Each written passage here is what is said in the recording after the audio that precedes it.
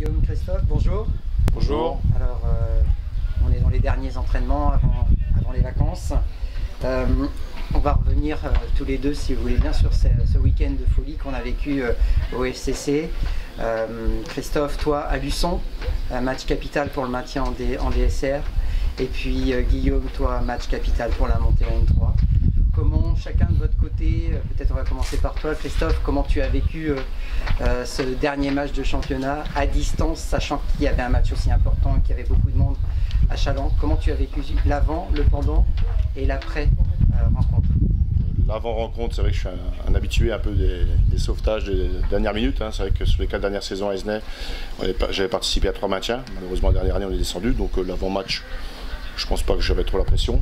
Mes joueurs non plus, on l'a bien préparé, on n'a pas mis la pression où il fallait, on n'a pas fait plus par rapport aux autres matchs, on est resté les mêmes. Donc le pendant, oui, on était mené au bout d'une minute, donc c'était compliqué. Ensuite, on a eu un très bon quart d'heure, on a marqué 3 buts. Ensuite, notre adversaire est revenu à 3-2 juste avant la mi-temps. Bon, j'avais par contre en première mi-temps, au bout d'une demi-heure, un blessé. Et puis à la mi-temps, un autre blessé. Donc comme j'étais que 13, j'avais plus de solution sur le banc. Donc c'est vrai qu'on a eu 2 grosses occasions en tout début de deuxième mi-temps. Et là, on a pris un but, ils sont revenus à 3-3. Donc là, il restait une demi-heure. On était, je pense, fatigués, mais eux aussi plus que nous, quoi. Donc je pense que c'est grâce au mental qu'on a eu tout au long de l'année. Ça a été compliqué, on a passé une année compliquée. On avait un gros d'effectifs depuis le départ et je pense qu'on a bien réagi et surtout on savait que ça se jouait sur le dernier match. On est resté maître de notre destin jusqu'au bout. Donc félicitations aux joueurs. Et à mes 2 dirigeants, Laurent et Bruno. Ah, d'accord, on leur transmettra, en tout cas ils l'entendront. Il y avait du monde là-bas à Luçon? Oui, il y avait le club qui s'était mobilisé avec, on va dire, quelques tam-tam et autres, mais je dirais non, je pense que c'est un club je dirais en perdition malheureusement, qui descend de national, donc je pense que c'est du bon courage pour stabiliser cette équipe en tout cas, et ce club. En tout cas, ça ne vous a pas déstabilisé, vous? Non, du tout. D'accord. Et toi Guillaume, justement, du bruit, il y en avait au stade Jean Léveillé ce week-end. Comment tu as vécu cette dernière rencontre? Ouais, une fois n'est pas coutume, ouais, il y avait un petit peu de bruit, on serait presque cru au basket, mais bon. En tout cas, l'important c'est que ça finisse bien. C'est vrai que disons que l'avant, il était assez limpide, puisque depuis Orvaux, on savait pertinemment qu'il fallait gagner. Donc on dit toujours il faut gagner, mais faut-il savoir comment y arriver. Donc le discours a été très simple. La première semaine, on n'a pas du tout parlé. Et à partir de mardi, on a dit qu'il fallait gagner.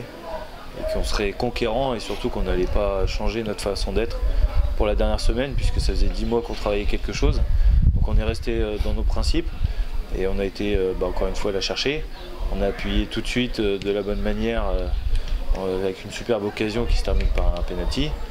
Bon, paradoxalement, comme d'habitude, on dit toujours qu'il ne faut pas reculer, mais il y avait aussi une excellente équipe de Saumur en face, il faut quand même s'en rendre compte et leur rendre grâce, puisque à l'image de ce qu'a fait Segré ou Orvaux contre nous, on ne nous a vraiment pas épargnés, c'est très bien. Moi je suis plus dans cet esprit que de gagner 7-0, donc c'est très bien.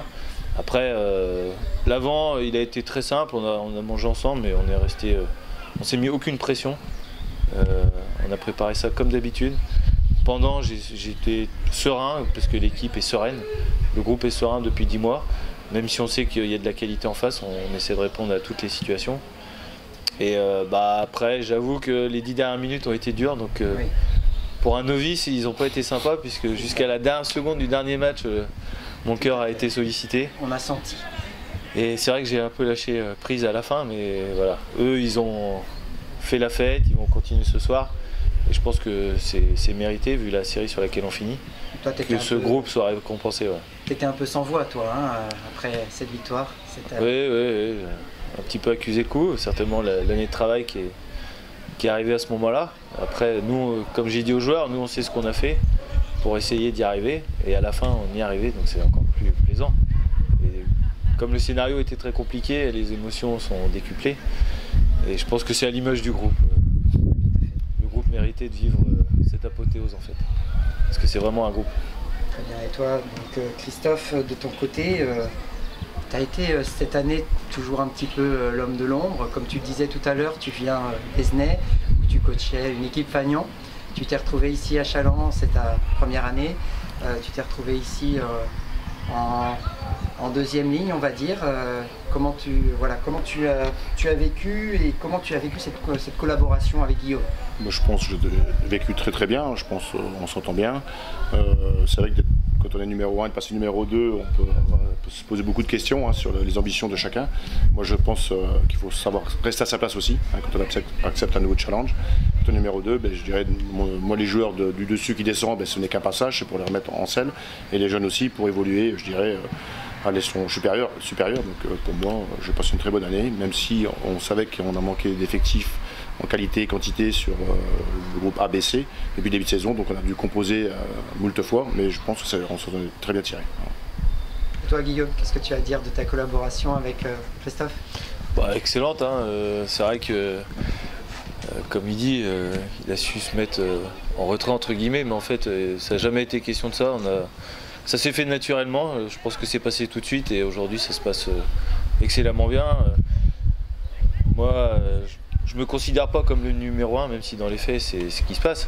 C'est juste qu'il faut qu'il y ait un ordre dans les choses. Moi je suis un entraîneur novice, il y a quelqu'un qui arrive qui a une expérience incroyable de 16 ou 17 ans de coaching, une expérience de joueur. Donc tu prends des choses aussi. J'aurais pu avoir aucune légitimité pour lui expliquer ce qu'était football. Et au contraire, moi je me suis appuyé sur lui. Je pense qu'on est assez complémentaires. Voilà, moi j'ai ma vision des choses, lui la sienne. On a deux parcours différents, mais à la fin on parle de la même chose.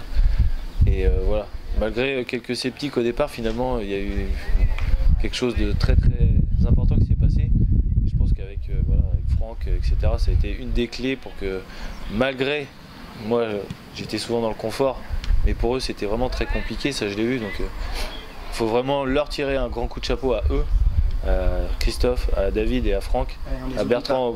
Non, c'est surtout eux qu'il faut féliciter parce que c'est vrai que pour le numéro 1 entre guillemets c'est toujours facile. Pour les autres au quotidien c'est vraiment compliqué.